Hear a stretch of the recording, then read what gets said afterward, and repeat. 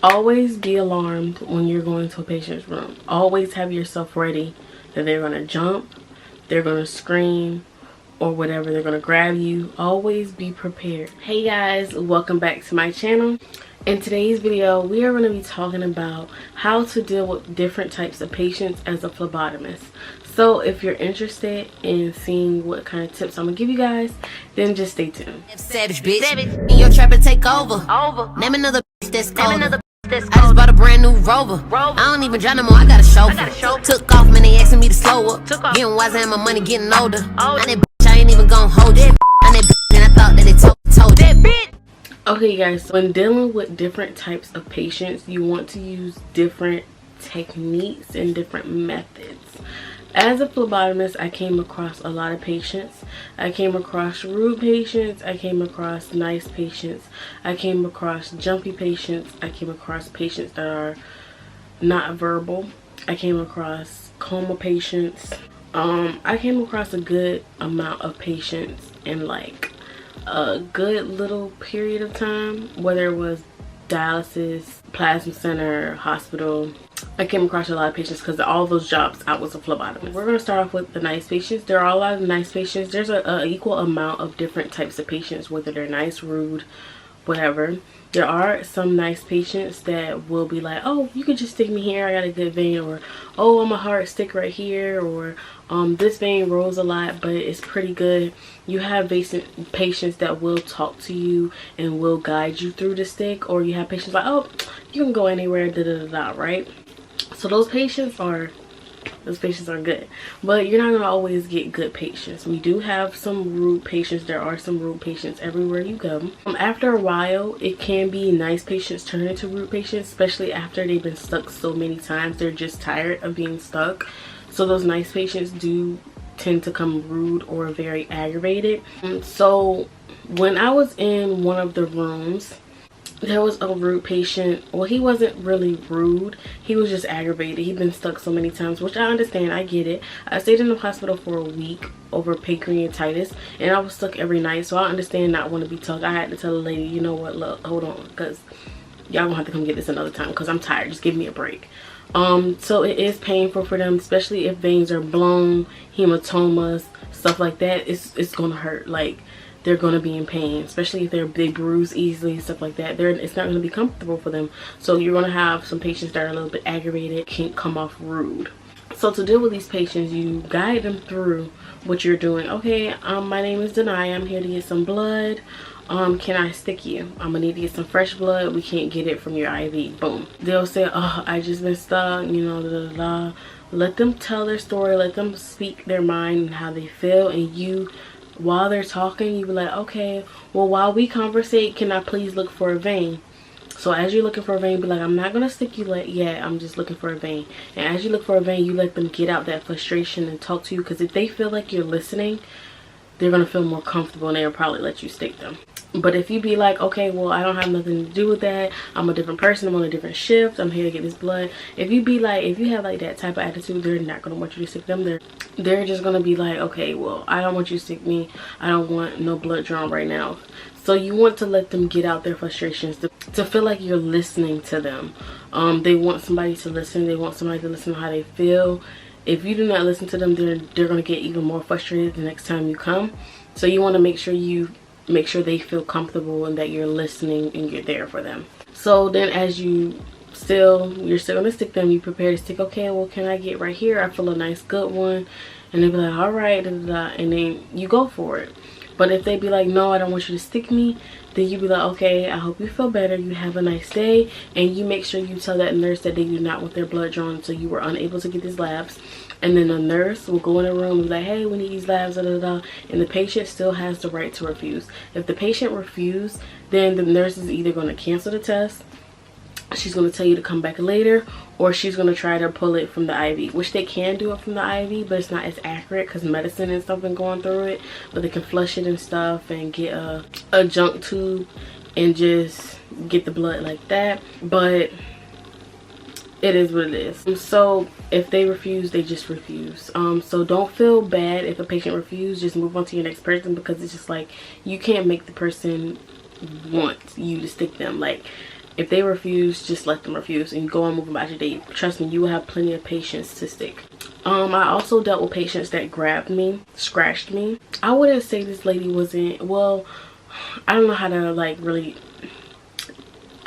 really explain this, but I was getting a patient's blood and the nurse said the patient was in their right mind. I was good, I was okay, da da da. And you know me, I'm still gonna announce myself. I'm still gonna say what I'm doing.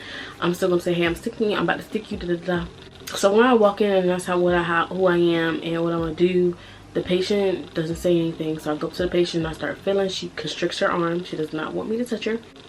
I try to find her arm. I put the tourniquet on and I move her arm away and then I clean the spot because I find a really good vein. She scratches me. She grabs me and she scratched the dog shit out of me. But I had a lab coat on, so she didn't scratch me. Like, it wasn't skin to skin contact, thank goodness. But she scratched the dog shit out of me and I just started to alarm, like, because you can't hit them back, you can't scratch them back, you can't pinch them, you can't do none of that. So what I did was I got loud for the nurse to hear me. Hey, somebody's gonna have to come in here, she's scratching me, she won't let me go. Because you can't shake them up. Like, you cannot shake them patients up because you go to jail. Okay, you cannot shake them up. You get your license taken, you cannot shake them up. Remember, you cannot shake these patients up. You can't hit them back on the slide, nothing. So I was like, hey, this patient did it up, you know what, I don't feel comfortable, this is a little bit much for me, I'm going to the next patient. She's like, no, we really need these labs, da, da, da. So she said she will hold them. So she said she will hold them, but nurses have restraints. They can put restraints on a patient. I was like, well, no, I'm gonna need you to put a restraint on her because you holding one arm, she's still gonna scratch me with the other arm. Like, that was dumb for her to even offer that.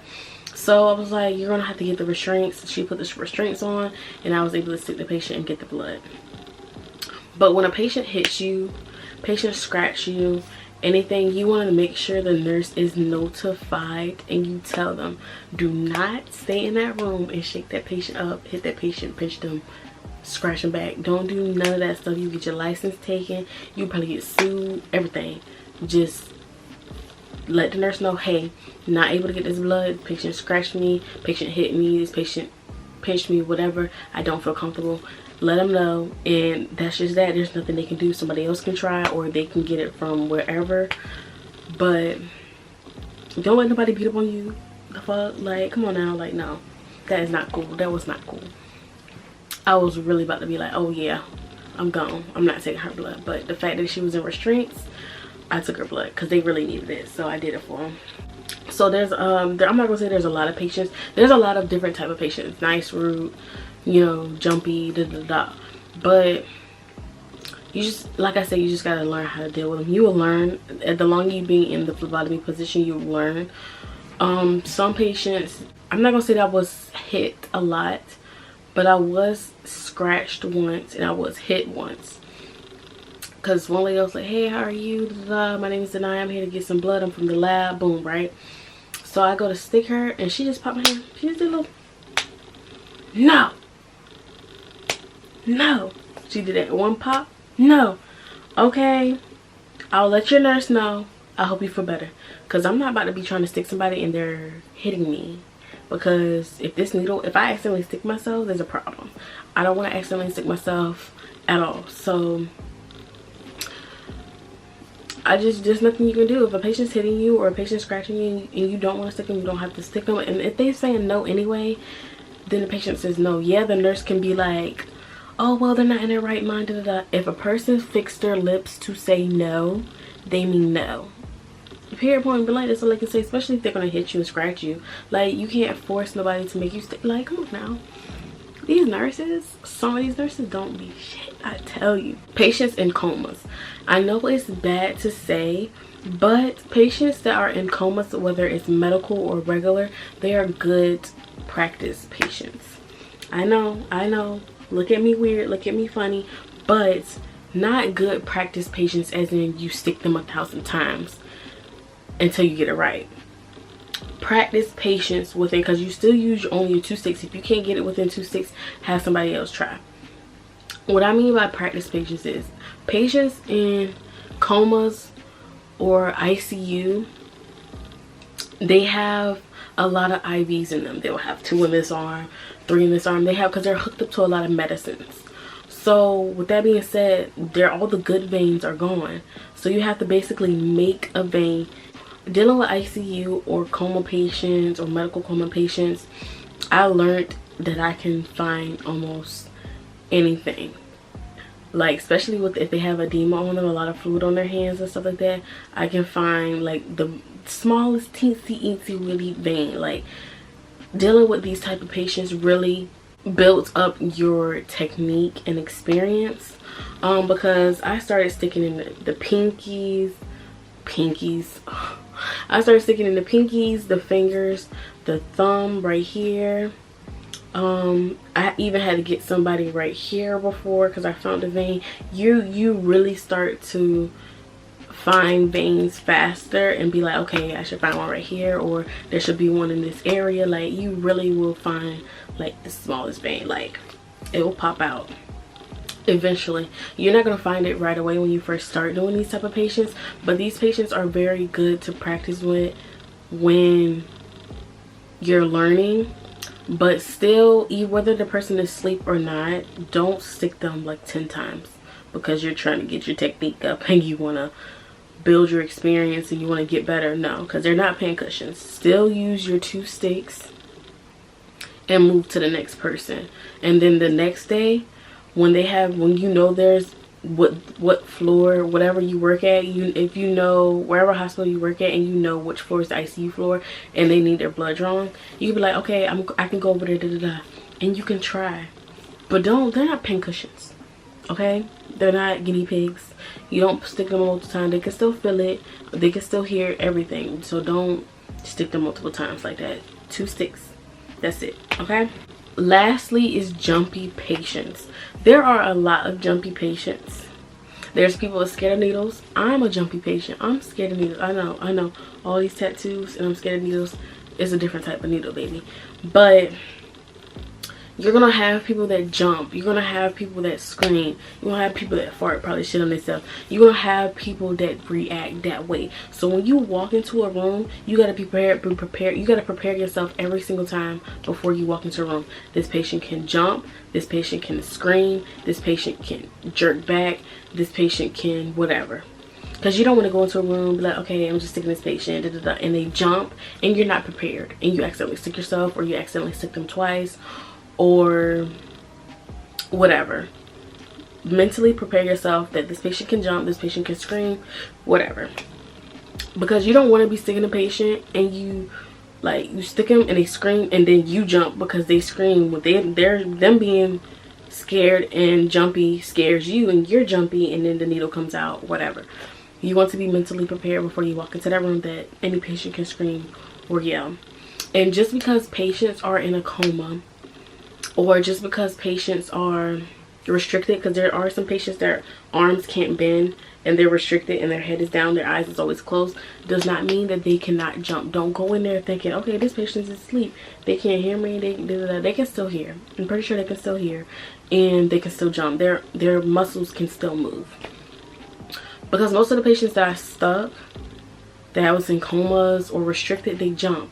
There was this one person that I stuck, she was constricted like this. Her body was bunched up, her hands were like this over her face, and her eyes was closed. I told her, hey, my name is Denai, I'm here to get some blood. She didn't say anything. I put the tourniquet on, she didn't say anything, she didn't move. And then I clamped the spot, and she didn't say anything, she didn't move. And I said, hey, I'm about to stick you, I'm about to get some blood. She didn't say anything, she didn't move. So once I stuck her, she jumped back, and I held her hand, and then her other hand grabbed me. I said, okay, I'm not gonna try again, somebody else is gonna come later. And I left, because y'all, I almost stuck myself, and I was not happy. I was like, you know what, I'm not, that's in my head, I'm not sticking her, because she threw me off. But you can't think just because they're in that state they're not going to react, or they can't react, because some of them can, some of them can't, some will, and some of them will not.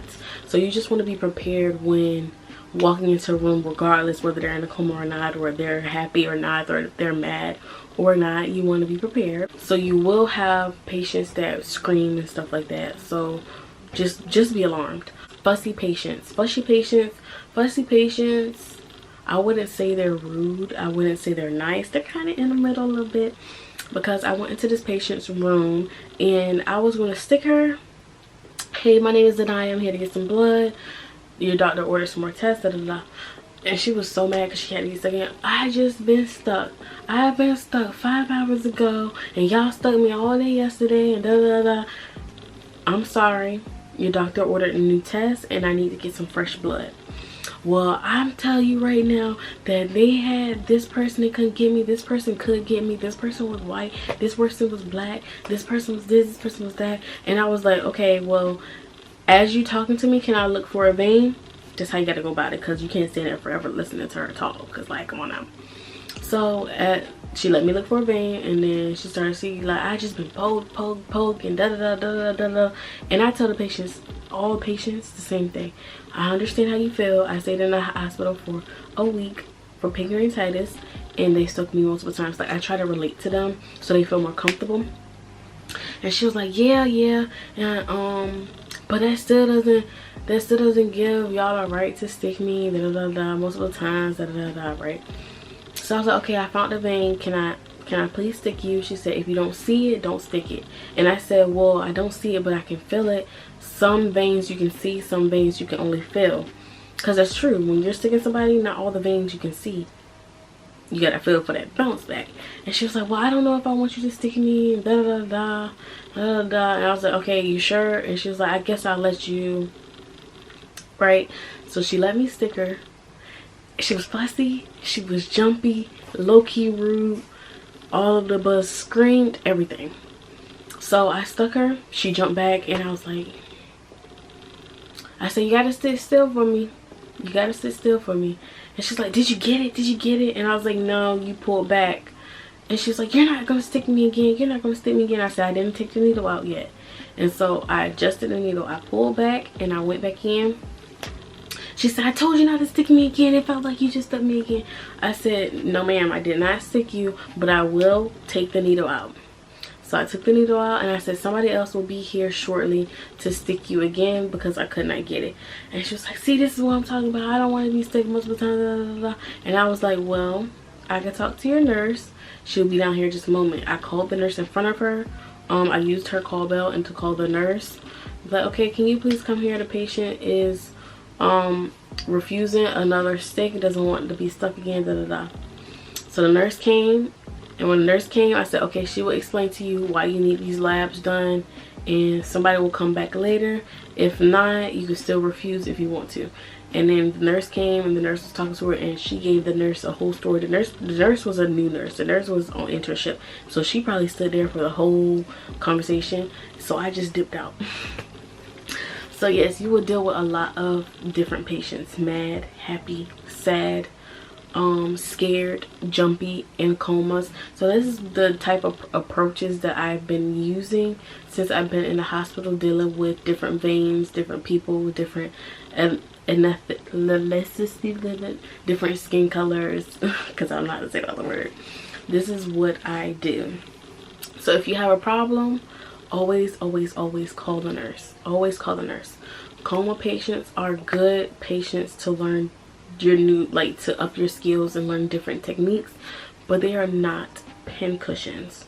Do not stick them people more than twice, please, because that's just not, that's not okay. That's not right. That's messed up. Fussy patients, rude patients, call a nurse. Like I said, you will have some nice patients. Be prepared when going into every room, whether you think you know you can get the stick or not, because the patient can always be jumpy, they can always scream, wherever. So you will also deal with patients that feel like they know it all. They're gonna be like, oh, you can't stick me here, you can't stick me here, oh, I'm a hard stick, this one bros, that one's no good. Yes, I understand. You do know your body, you do know what's good and what's bad, but different people see different veins. Different people see different things, and some people can get things others can't. So some patients will be like, oh, okay, well, you can't go over here because I was told that I'm a really hard stick and they can never get it on this side. All you can say is, well, can I look? Can I have a try? Can I feel? If they say no, then you just proceed to look in a different area. If they say yes, you can look and you be like, okay, well, I find one right there. Am I able to stick it? Okay, well, it's very rolly, da da da. Because I have a lot of people tell me that they're hard stick and they're not. I have a lot of people that tell me that their veins roll and they don't. I have a lot of people that tell me they're hard stick and they are. I have a lot of people that tell me that their veins don't roll and they do. So everybody is different. Different people can catch different veins. So that's why you can just ask, okay, well, can I just take a look? That's the best thing you can do. You can't just be like, well, I'm different, da da da. Because if you try and you miss, they're not going to light up on you at all. They're going to snap. They're going to be mad. They're going to say, I told you so, everything. So you just want to be like, okay, well, can I take a look, please? If not, look where they want you to look and just try over there. That's period, point blank. But some patients do feel like they're a phlebotomist. Just because somebody else say they're hard doesn't mean that they're hard. But that also does not mean that you should not believe them when they say that their veins roll, they're hard stick or whatever. You want to listen, but you want to be like, oh, can I still take a look, please? Can I still look around, you know, just to see what you got? But don't completely ignore what they say. And don't completely believe what they say at all as well, if that makes sense. Just keep your options open. Just keep it in mind, both of them. Okay, this, I could still get it. Or, okay, they're also a hard stick. They say they're a hard stick, but let me try. That's all I can say about that. Don't try to argue with a patient. Well, I've been getting all my hard sticks and just be like, okay, well, can I please still take a look and look around, see what I can find, and I'll let you know before I stick. And see, that's how you build confidence within them. They'll feel more comfortable. They'll be like, okay, maybe I'll let them try, you know. So yeah, because I tell people all the time I'm a hard stick, and apparently, like I said, different people can get me and some people can't. So just keep that in mind. I hope you guys liked the video. Don't forget to like, comment, share, and subscribe. At least once a week, if not more than once a week. We're coming back with these videos, you guys. So I hope you guys are enjoying the content just like I'm enjoying editing and putting them together. And I'll see you guys in my next video. Y'all stay blessed, stay cautious, keep your mask on, stay safe, keep your hands washed, and I'll see you guys in my next video.